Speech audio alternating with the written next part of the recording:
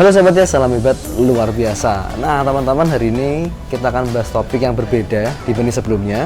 Karena ini ditujukan untuk teman-teman di sini yang sebagai young parents ya, atau orang tua yang masih muda, yang masih punya anak kecil. Nah kita akan belajar tentang pola asuh. Pola asuh gimana yang kita bisa membuat anak kita tuh jadi mandiri, jadi punya mental sukses ke depannya. Nah ini kita akan bahas di mana batas antara memberikan yang terbaik untuk anak atau terlalu memanjakan anak. Nah ini dua yang berbeda, tapi kita harus tahu batasnya nanti. Nah kita akan belajar setelah yang satu ini.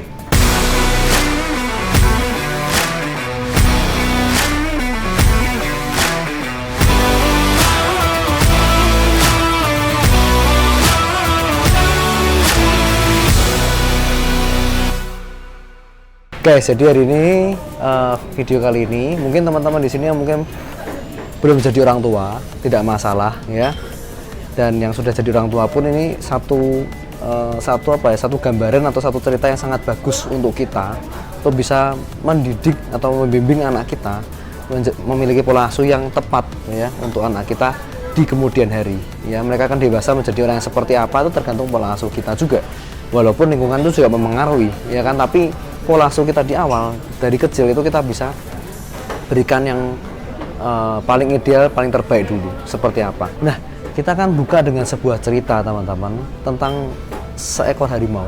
Jadi ada seekor harimau yang dari kecil itu hidupnya di kebun binatang. Tapi ada satu juga yang harimau yang lain itu diasuh atau dibesarkan di hutan yang liar. Ya, kita bicara dulu yang harimau yang dibesarkan di kebun binatang teman-teman. Dia dari kecil sampai mungkin bertahun-tahun hidupnya dibesarkan di kebun binatang ya, dirawat, dikasih makan, disayang ya kan. Dan sewaktu mereka agak dewasa ya kan, mereka dilepaskan ke hutan yang liar. Percaya nggak teman-teman, ternyata harimau yang dari kecil dibesarkan di kebun binatang itu kemungkinan hidupnya itu sangat kecil ketika dilepaskan di hutan liar. Kemungkinan hidupnya itu kecil, jadi dia nggak bisa berburu, nggak bisa cari makan sendiri teman-teman. Artinya apa? Harimau-harimau ini yang dari kecil di kebun binatang itu sangat tanda kutip ya, dikasih makan. Ibaratnya kalau kita sekarang kita langsung dikasih ikannya, tapi nggak dikasih pancingannya. Nah jadi harimau-harimau tersebut itu instingnya nggak ada. Ibaratnya kalau ada apa namanya yang target makanannya datang gitu teman-teman, harimaunya nggak bisa sigap, nggak bisa cepat ngambil keputusan, nggak bisa langsung menggrab makanannya. Nah karena apa? Karena berburu, insting berburunya sudah nggak ada. Dari kecil disuapin terus, dari kecil sudah dikasih makan terus. Nah ini pola asuh, kita bicara pola asuh. Seringkali kita kalau dihadapkan dengan zaman sekarang, realita zaman sekarang, ya kan banyak mungkin orang tua yang parents tadi saya sebut, orang tua muda, mereka tuh tanda kutip mereka pingin kesannya memberikan yang terbaik untuk anaknya, ya kan. Tapi siapa sangka, nggak disangka-sangka, ternyata itu malah menghancurkan anak tersebut. Seperti tadi.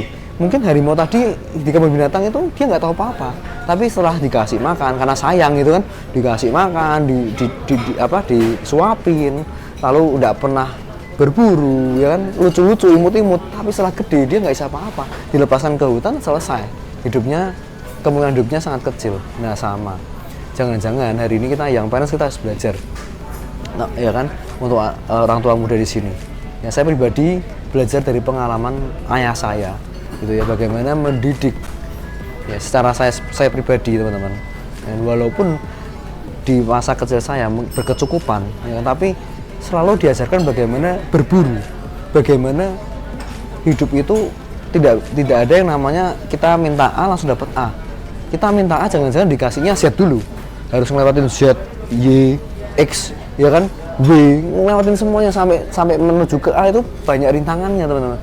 Ya, seperti ketika saya ingin minta mainan contohnya waktu kecil ya kan, saya harus punya nilai yang bagus dulu, rapornya harus nilainya A, harus rajin baca buku gitu kan, harus rajin beribadahnya gitu. Nah banyak hal-hal yang harus ditetapkan dulu, ada target-target yang diberikan supaya saya bisa mencapai itu teman-teman. Dan itu sudah terbiasa sehingga ketika dewasa saya nggak lagi yang namanya ketika dapetin sesuatu nggak take it for granted, harus tahu bahwa perjuangan itu sangat sangat diperjuangkan dan sangat sangat banyak rintangannya, sehingga ketika dapatkan sesuatu itu rasanya puas dan rasanya juga bisa bersyukur dengan luar biasa. Nah, berbeda kalau kita hari ini, tadi ya saya ngomong, memberikan yang terbaik atau malah terlalu manjakan anak. Kita bisa lihat batasnya di mana. Kalau batasnya itu kita memberikan terbaik sampai membuat anak kita nggak bisa berburu, tanda kutip ya, nggak bisa mencari mencari nafkah sendiri, mencari kehidupan sendiri, walaupun masih kecil teman-teman. Tapi masih kecil pun harus dilatih.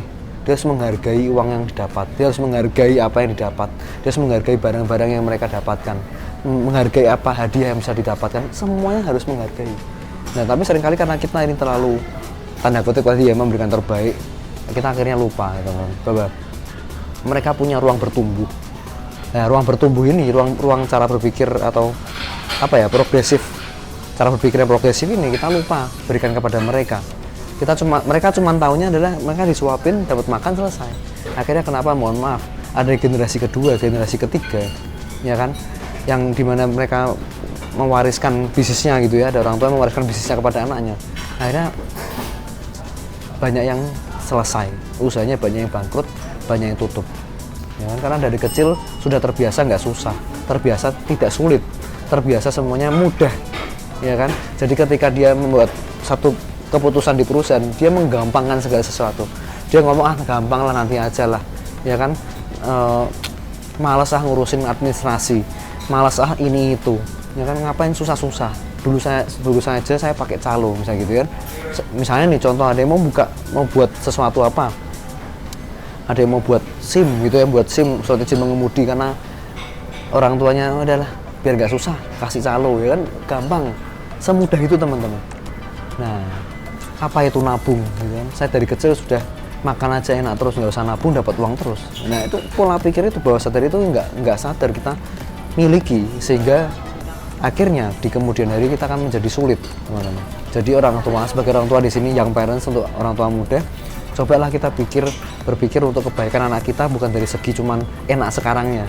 Coba kita mikir enak 10 tahun, 20 tahun ke depan, ini anak saya harus diapain supaya 20 tahun ke depan tuh bisa cari nafkah sendiri, bisa bisa survive. Ketika di hutan liar bisa survive. Ya, jangan sampai dipaksa keadaan, wah dia kelimpangan gitu ya, kesusahan dalam kehidupan nanti ke kemudian hari. Nah, seperti itu. Jadi itu aja pesan saya, kita harus kasih batas antara kita memberikan terbaik untuk anak atau kita nih memanjakan anak. Tolong kasih batas itu.